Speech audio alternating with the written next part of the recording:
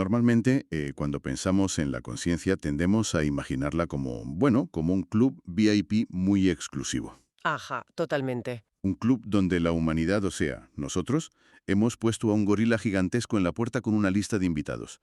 Y fíjate, resulta que somos los únicos que estamos en ella. Claro, porque durante siglos hemos creído que nuestra capacidad de sentir, de tener una experiencia interior rica y subjetiva, es una frontera nítida. O estás dentro o estás fuera, ¿no? Exacto. O eres humano y sientes, o eres el resto del mundo natural. Y a ver, es una ilusión muy reconfortante. Asumir que tenemos el monopolio absoluto del mundo interior, pues simplifica muchísimo las cosas. Ya te digo. Nos da permiso para ver el resto del planeta como un simple decorado o, lo que es peor, como un almacén de recursos inanimados, por así decirlo. Pero claro, luego sales a pasear y ves a un perro moviendo las patas y gimiendo suavemente mientras sueña. Sí, sí. O te fijas, no sé, en un cuervo en la calle que está resolviendo un rompecabezas complejísimo de varios pasos, en plan solo para conseguir un trozo de comida.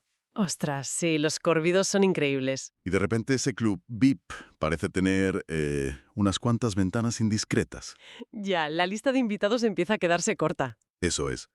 Así que hoy vamos a sumergirnos en un montón de investigaciones fascinantes que hemos recopilado de las fuentes para este análisis a fondo. Y hay de todo, ¿eh? Sí, desde neurociencia pura y dura hasta ensayos de filosofía y pruebas de comportamiento animal de vanguardia. Es que el objetivo de esta exploración es, bueno, intentar responder a una pregunta que te cambia por completo la forma de ver el mundo. ¿Hay alguien al volante dentro de la cabeza de un animal? Exactamente. Y resolver esa duda o, a ver, al menos acercarnos un poco a la respuesta, no es un mero pasatiempo de salón para quienes nos escuchan. ¿Qué va, qué va? Entender si existe un universo subjetivo al otro lado de la mirada de un animal transforma por completo las reglas del juego ético. Claro, te obliga a replantear cómo interactuamos con el entorno. Desde la legislación sobre ganadería industrial hasta, bueno, la manera en la que nos relacionamos con la mascota que ahora mismo está respirando a nuestro lado. Vale, pues vamos a desgranar esto paso a paso. Porque antes de que podamos hablar de escáneres cerebrales y experimentos punteros, creo que hay que entender el tamaño del agujero del que partimos. Uf, un agujero inmenso. Históricamente, la ciencia y la filosofía sufrieron una ceguera colosal respecto a este tema. O sea, ¿cómo llegamos al punto de ignorar lo que hoy nos parece casi sentido común? Pues para encontrar la raíz de ese punto ciego hay que retroceder bastante. Tenemos que irnos al siglo XVII y fijarnos en el filósofo francés René Descartes. El famoso Descartes, claro. Él fue quien, digamos, instauró la visión mecanicista del mundo animal que impregnó la ciencia durante siglos. Ya, Para Descartes, los animales no humanos eran literalmente autómatas. máquinas. Máquinas biológicas sumamente complejas, hechas de tendones, sangre, hueso, pero carentes de cualquier tipo de mente física. Sin alma y, en consecuencia, pues sin conciencia. O sea, como un reloj de cuerda pero con pelo. Esa es la metáfora perfecta. Descartes argumentaba que, a ver, si golpeabas a un perro y éste aullaba, no había un yo experimentando sufrimiento. Qué fuerte. Ese aullido era el equivalente al chirrido de un engranaje mal engrasado o al sonido del escape de una máquina sobrecargada. Una respuesta puramente mecánica, de causa y efecto. Madre mía, es de una frialdad que asusta. Totalmente. Y lo peor, revisando las fuentes, es que esta visión cartesiana no se quedó en las bibliotecas de las universidades. Se filtró a la práctica médica con consecuencias desgarradoras. Sí, el impacto en el mundo real fue brutal. Hay un dato del investigador Bernard Rolling que, de verdad, te hiela la sangre. Así sé a cuál te refieres. Señala que en Estados Unidos, hasta el año 1989, a los estudiantes de veterinaria se les enseñaba activamente a ignorar el dolor animal durante las intervenciones. Es que parece mentira. Estamos hablando de finales de los 80. O sea, yo ya había nacido. Es una locura. Y Rowling relata cómo se enfrentaba a muros de incomprensión formidables en esa época. Me lo imagino. Sus propios colegas le exigían que demostrara científicamente que un animal sentía dolor, porque, claro, el paradigma por defecto, la base inamovible, era que no lo sentían. Ya, claro, el peso de la prueba recaía sobre él. Exacto. Y el biólogo evolutivo Donald Griffin le puso un nombre soberbio a esta negación sistemática. Lo llamó mentofobia. Mentofobia. El miedo a la mente. Eso es, era un miedo real, un terror académico dentro de la ciencia a atribuir estados mentales a otras especies, bajo la amenaza de ser desprestigiados. De que te tacharan de loco o de blando. Sí, de ser tachados de sentimentales o de estar cayendo en el pecado mortal del antropomorfismo. Y claro, para justificar esa mentofobia, se apoyaron en teorías filosóficas casi, no sé, rocambolescas. Me llamó muchísimo la atención la analogía que usaba el biólogo del siglo XIX, Thomas Henry Huxley. Ah, ¿el epifenomenalismo? Sí, él defendía que la conciencia animal, de existir, era como el silbato de una locomotora de vapor. Esa imagen es muy potente, pero a la vez muy tramposa. Sí, porque Huxley decía que el silbato hace mucho ruido, echa humo, acompaña perfectamente el trayecto del tren, pero no tiene absolutamente ninguna capacidad causal sobre la maquinaria. O sea, no empuja los pistones ni mueve las ruedas. Exacto. Para él, la conciencia era un subproducto estéril. Pero, a ver, fíjate, si miramos esto desde un prisma puramente evolutivo, la idea del silbato inútil se cae a pedazos. Totalmente. Yo pensaba lo mismo al leerlo. La naturaleza no es conocida por ser una derrochadora entusiasta, precisamente. Claro, es súper eficiente. Si la conciencia no cumple ninguna función práctica para la supervivencia, ¿por qué la selección natural iba a invertir tantísima energía durante millones y millones de años en desarrollar redes neuronales capaces de sostener esa experiencia interior? Porque mantener un cerebro consciente requiere muchísimas calorías, claro. Es carísimo a nivel biológico. Exactamente. Y ese argumento evolutivo es impecable. Fue, de hecho, la punta de lanza que usaron pensadores como William James y más adelante el filósofo Karl Popper. O sea que si la conciencia se ha mantenido y se ha sofisticado es porque sirve para algo vital. Es que otorga una ventaja competitiva brutal. No es el silbato del tren, es un componente central del motor de navegación del animal en su entorno. Vale, pero el problema entonces radica en cómo estudiar esa ventaja empíricamente, ¿no? Ahí le has dado. Y eso nos lleva de cabeza al famoso problema difícil de la conciencia. Thomas Nagel lo encapsuló maravillosamente en los años 70 con un ensayo titulado ¿Qué se siente ser un murciélago? Ese texto es legendario, porque, a ver, un murciélago navega su entorno a través de la ecolocalización. Ajá, el sonar biológico. Rebota ondas sonoras para crear una topografía tridimensional en su cabeza, y lo hace en completa oscuridad. Es una interfaz de la realidad que a nosotros los humanos nos resulta completamente alienígena. O sea, no podemos ni imaginarlo. Y Nagel puso el dedo en la llaga al explicar que la ciencia puede mapear el cerebro de ese murciélago al milímetro. Sí, ¿Podemos entender qué neurona procesa cada frecuencia de sonido? ¿Podemos predecir su comportamiento en un túnel de viento al 100%? Y aún así, con toda esa montaña de datos objetivos, la ciencia no puede decirnos cómo es la textura de esa experiencia desde dentro. claro, lo que en filosofía llaman los qualia. Exacto. Esa vivencia subjetiva en primera persona de ser el organismo.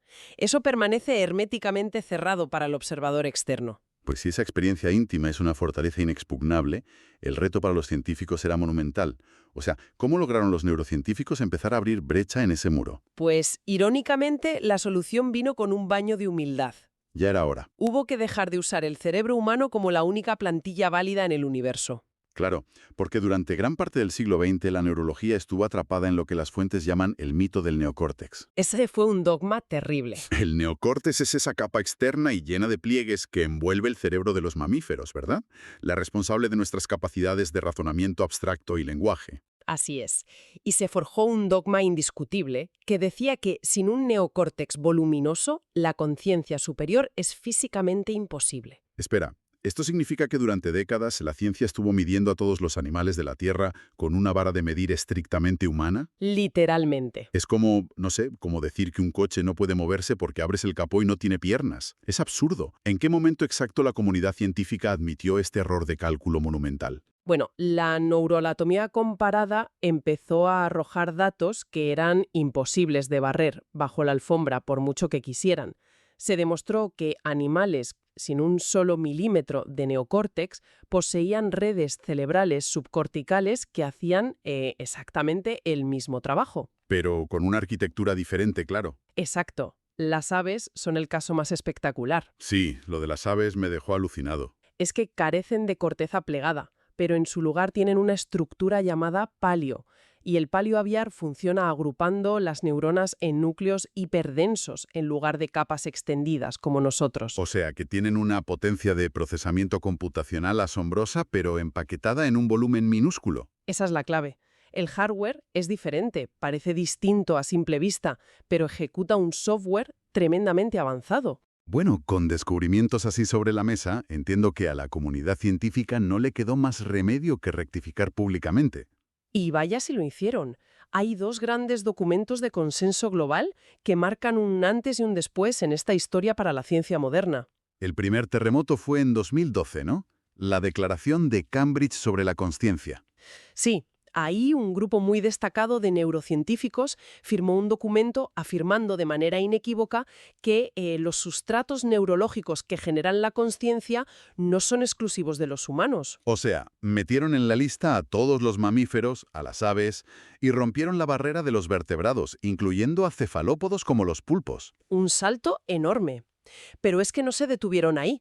Hace nada, en 2024, vimos la Declaración de Nueva York sobre la consciencia animal. Con más de 500 firmas de científicos. Ese documento da un paso de gigante. Un paso brutal. Ya no solo hablan de mamíferos y aves, afirman que existe una, y cito, posibilidad realista de experiencia consciente en todos los vertebrados. Metiendo en el saco a peces, reptiles, anfibios. Sí, y extienden esa posibilidad a muchísimos invertebrados, incluyendo crustáceos e insectos. Vale, entonces la anatomía cerebral está clara. Sabemos que tienen los motores neuronales necesarios para estar conscientes. Ajá. Pero a ver, si yo estoy observando a una urraca en un parque o a un pez en un acuario, yo no puedo ver su palio o sus ganglios emitiendo chispas, ¿sabes? Claro, no se ve a simple vista. ¿Cómo cazamos a la consciencia en pleno acto? ¿Cómo demostramos, en la práctica, que un animal sabe que existe como individuo separado del resto del mundo? Pues ahí es donde entran en juego los diseños experimentales ingeniosos. Y el rey indiscutible de estas pruebas durante años ha sido el test del espejo de Gordon-Gallup. El famoso test del espejo. Exacto.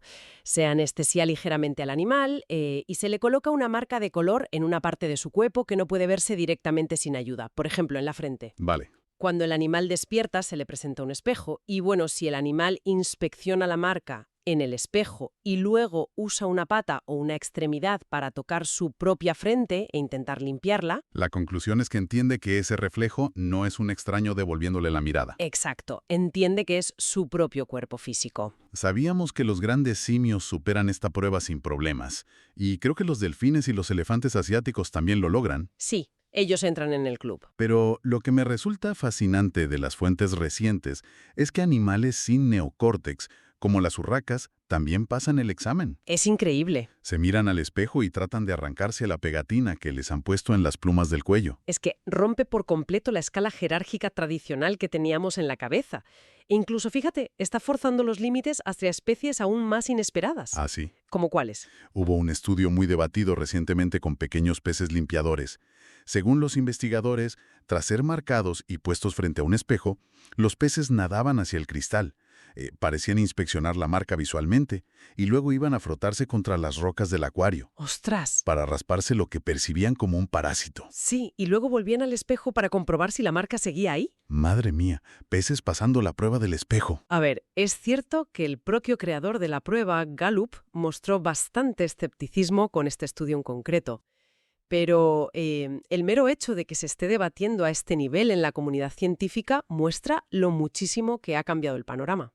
Aunque ahora que lo pienso bien, la prueba del espejo tiene un sesgo evidente. ¿A qué te refieres? A que es un diseño brillante si eres un primate que procesa casi todo su mundo a través de los ojos, como nosotros. Ah, ya veo por dónde vas. Pero si evalúas con un espejo a una especie cuyo universo se construye fundamentalmente a través de olores, es como evaluar la inteligencia de un humano obligándolo a arrastrar una trufa bajo tierra usando solo la nariz. Claro. Lo vas a suspender injustamente en el 100% de los casos. Y fíjate que ese fue el gran reproche metodológico durante muchísimos años.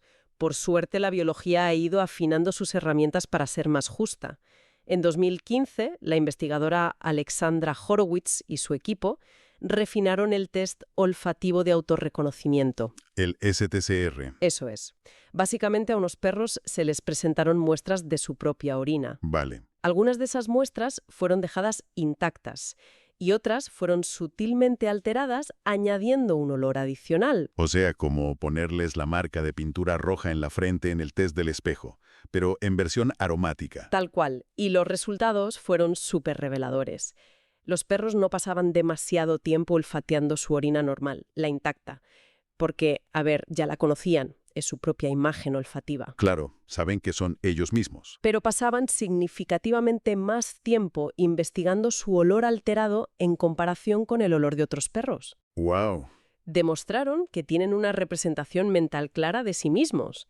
Simplemente usan el olfato en lugar de la vista para acceder a ella. Vale, entonces si podemos establecer que saben quiénes son, el siguiente peldaño lógico es averiguar cómo se sienten por dentro, ¿no? Exactamente. Las emociones. En las fuentes se detalla algo que me pareció muy curioso, llamado sesgo cognitivo. Sí, es un concepto clave. En los humanos lo vemos clarísimo. O sea, si estás deprimido ves el vaso medio vacío, si estás eufórico o contento ves el vaso medio lleno.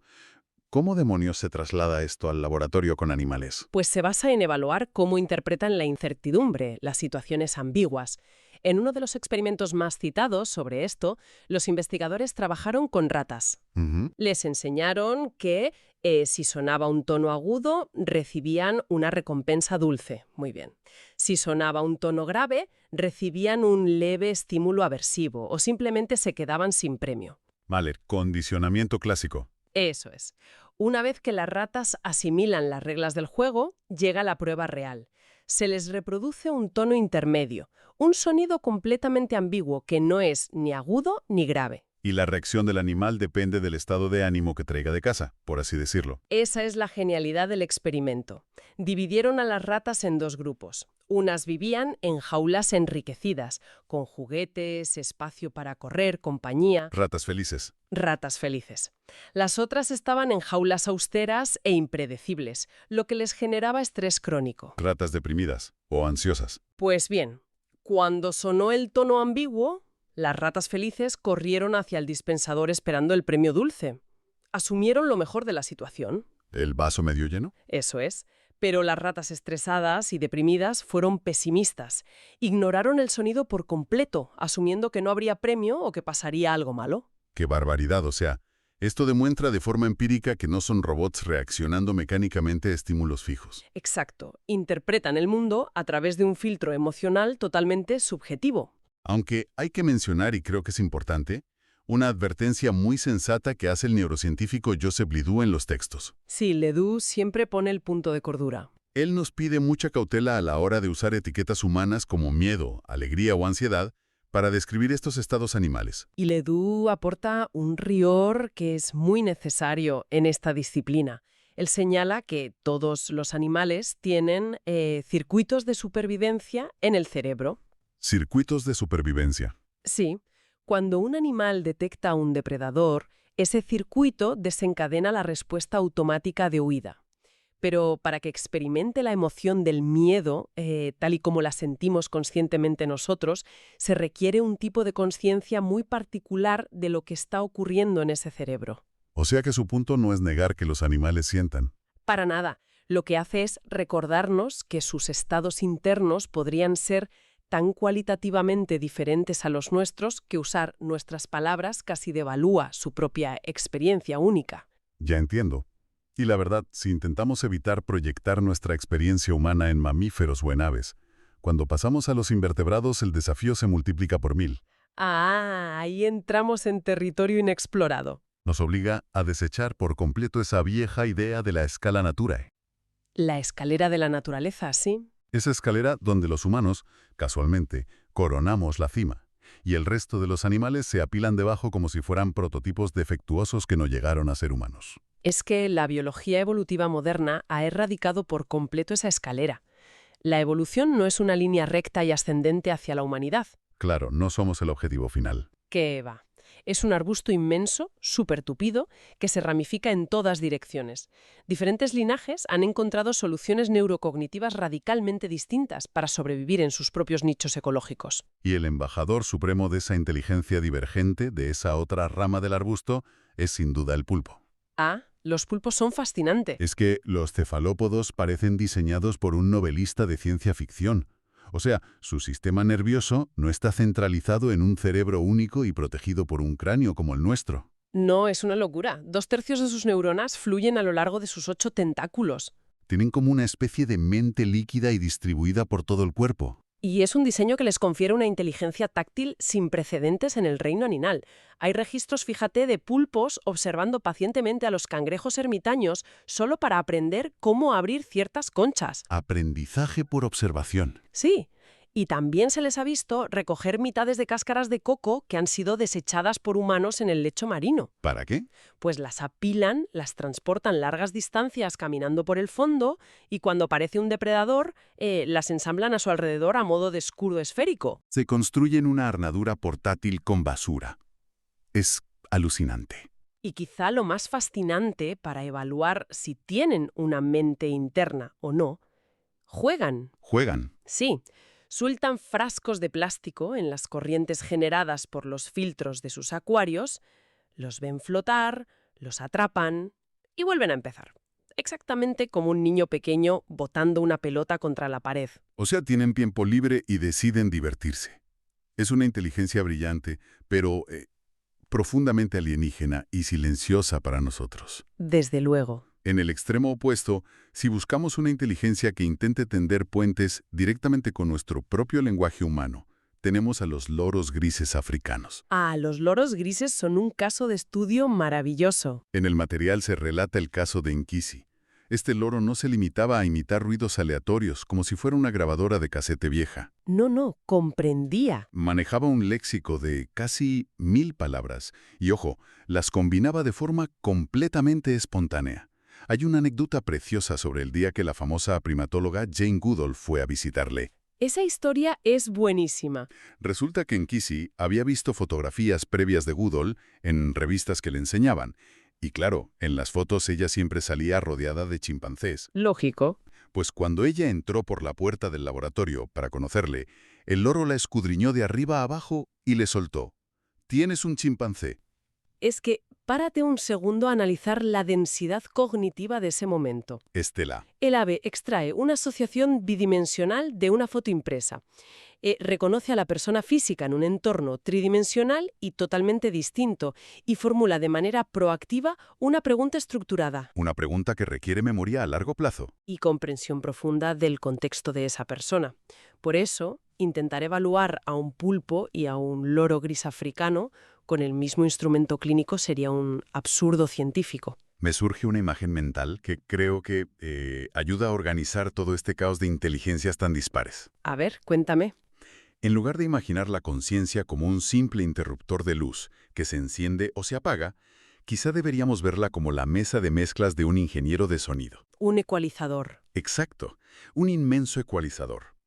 Cada especie, ya sea un zorro, un cuervo, un pulpo o un pez, tiene esta mesa, pero los diales están ajustados a niveles completamente diferentes, subiendo los bajos aquí o bajando los agudos allá, dependiendo puramente de las presiones de su propio entorno vital para sobrevivir. Pues mira, ese ecualizador, Etropones, encaja casi a la perfección con el marco teórico real que formularon los investigadores Berge, Schnell y Clayton en el año 2020. ¿Ah, sí? ¿Hicieron algo parecido? Sí, ellos proponen exactamente eso en las fuentes, abandonar la idea de un continuo unidimensional de consciencia, eso de ir de animales menos conscientes a más conscientes, y sustituirlo por un perfil multidimensional. O sea, un ecualizador con varios diales. Un ecualizador con 5 diales principales, concretamente. Vale, a ver si los adivino basándome en lo que hemos visto hasta ahora. Venga, prueba. El primer dial tiene que estar relacionado con los sentidos físicos, ¿no?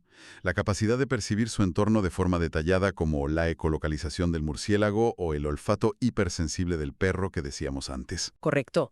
Ese primer dial lo llaman la riqueza perceptiva, es decir, el nivel de granulación y detalle con el que construyen el mundo exterior en su mente. Vale. El segundo dial sería la riqueza evaluativa. ¿Qué mediría la capacidad del animal para sentir emociones? Exacto. Emociones con valencias complejas. Ese optimismo o pesimismo en las ratas del que hablábamos. Vale, van dos. ¿Y qué pasa con el tiempo? Porque, a ver, un cuervo que esconde cientos de semillas en otoño tiene que ser capaz de recordar dónde las puso y planear su dieta para el invierno. Ese es el tercer dial, la temporalidad. La capacidad de proyectar la mente hacia el pasado episódico para recordar y hacia las metas futuras para planificar. Riqueza perceptiva, riqueza evaluativa, temporalidad. ¿Cuál es el cuarto? Luego añaden la unidad, que evalúa hasta qué punto el animal integra toda la información dispares de sus sentidos en una única escena coherente de la realidad en cada instante. Claro, como si todo formara una sola película fluida. Exacto. Y finalmente, el quinto dial es la mismidad. Ah, lo que demostraba la prueba del espejo con las urracas y el test del olor con los perros. Eso es. Saber que tú terminas físicamente donde empieza el resto del universo. Aislar el yo. Y la verdad es que este marco teórico lo cambia todo. Sí, te da una perspectiva totalmente nueva. Bajo este prisma multidimensional, el pulpo podría tener el dial de la riqueza perceptiva táctil al máximo volumen imaginable, mientras que no sé, su dial de sociabilidad o mismidad está bajito porque es un animal solitario. Exactamente. Y el cuervo, por su parte, revienta los medidores del dial de la temporalidad, porque necesita planear su supervivencia a largo plazo. Son formas radicalmente distintas de estar despiertos en el mundo, pero todas son profundamente reales. Nos otorga una hoja de ruta conceptual que es brillante.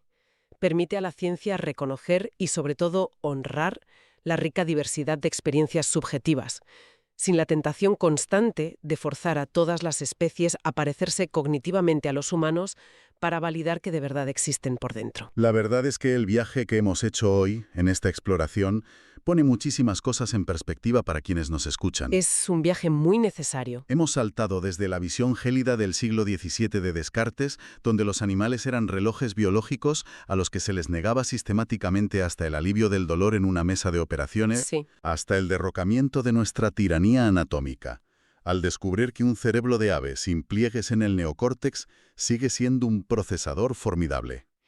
Es que el peso acumulado de la evidencia conductual, neuronal y evolutiva ha culminado en consensos históricos que no podemos obviar, como los de Cambridge y Nueva York que hemos repasado. Claro. Y esto nos deja como sociedad ante una disyuntiva crucial. La Declaración de Nueva York es muy explícita en su postulado ético. Sí. Dicen que cuando hay una posibilidad realista de experiencia consciente en un animal, ignorar esa posibilidad en las decisiones que afectan a su supervivencia y bienestar es una negligencia inaceptable. O sea, que el reto ya no recae en los biólogos para demostrar si los animales sienten o no. El reto recae en nosotros, en las políticas públicas y en la ética diaria, para ver qué demonios hacemos ahora que sabemos a ciencia cierta que lo hacen. Totalmente de acuerdo. Y bueno, para terminar, quiero poner sobre la mesa un último descubrimiento que aparece en las fuentes y que sinceramente deja volar muchísimo la imaginación. Ah, sí, ya sé a qué teoría te refieres. Hay una teoría del neurobiólogo Gerald Edelman, el darwinismo neuronal. Esta teoría sugiere que estas formas de conciencia les otorgan a los animales un sentido primario de historia vital, ¿verdad? Así es, una narrativa propia. Pues resulta que varios investigadores han detectado que pequeñas aves, como los diamantes mandarines, experimentan patrones neurológicos complejos mientras duermen, y son patrones idénticos a la fase de sueño REM de los humanos.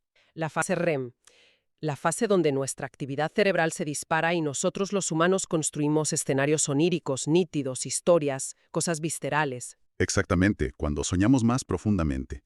Así que, fíjate, piensa en esto. Dime. Si las aves entran en fases de sueño REM, si tienen las estructuras cerebrales para evaluar su entorno y proyectarse en el tiempo usando su dial de temporalidad, ¿qué proyecta su mente cuando tienen los ojos cerrados?